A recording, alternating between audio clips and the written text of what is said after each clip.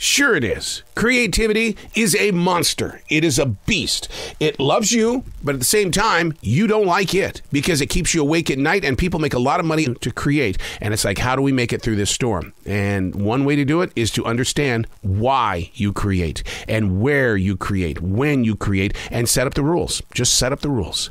Unplug because we will always say yes to creativity. Totally uncut because we all make mistakes. So turn it into a tool. This is Arroe Unplugged. I wish somebody would have said to me that you're going to reach an age one day where you're not looking over your shoulder anymore.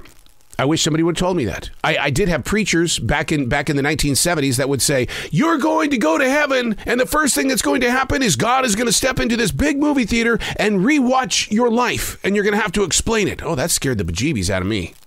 That said to me, oh my God, I have to watch what I'm doing right now because I don't want to have to tell God this is the reason why I made this mistake. And of course, as I grew with religion and spirituality, I understand that, wait a second, why are we rewatching a movie when the higher power is with me at all times? It's he, she, it, the universe. It knows exactly what's going on, and we agree together. We create whatever it is in order to take the energy and place it into the next step.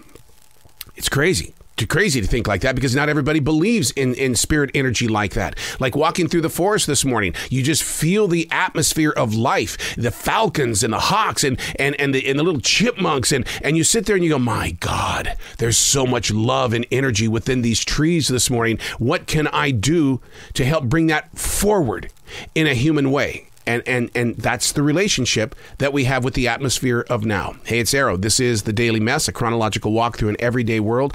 I am a daily writer. It's junk like this that I experience before putting pen to paper, and all of a sudden you go from the sofa to the studio and whoa, we bump into each other.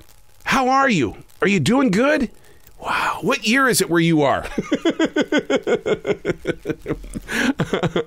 You didn't look at the headlines this morning, did you? I hate doing that, but I do it. The very first thing I do when I get up in the morning, I feel like my dad.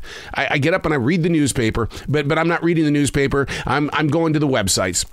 But sometimes I just feel like my dad. Before anything ever happened, he had to read the newspaper. This is The Daily Mess. We're reading from October 7th, 2021. I'm not really sure who I would be today if Julia Cameron hadn't convinced me in The Artist's Way to start writing in July of 1994. Without words on a page,